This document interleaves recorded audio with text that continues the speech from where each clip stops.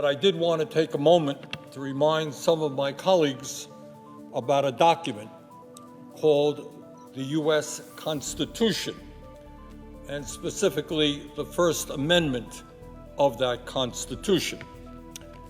So for those who may have forgotten, here is what the First Amendment says, quote, "Congress shall make no law respecting an establishment of religion or prohibiting the free exercise thereof, or abridging the freedom of speech or of the press, or the right of the people peaceably to assemble and to petition the government for a redress of grievances."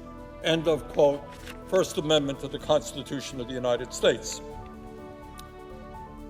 Let me also, Mr. President, take this opportunity to remember our late colleague, the former Congressman, John Lewis, for his heroic role in the civil rights movement.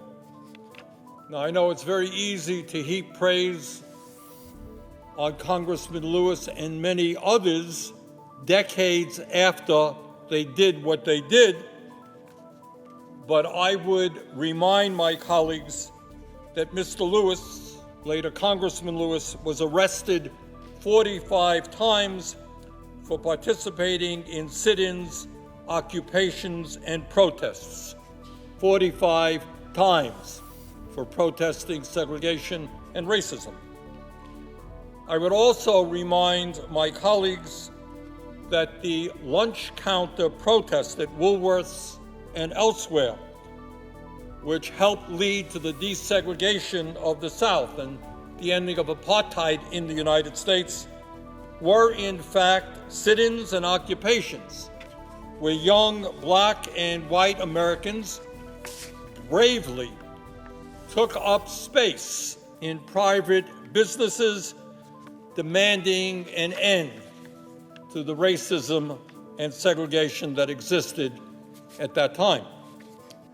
And Mr. President, when we talk about college campuses, and I understand that is the discussion here tonight, I want everyone to know that there are no protests on the college campuses in Gaza.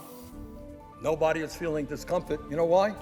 Because every one of the 12 universities in Gaza has been bombed and destroyed.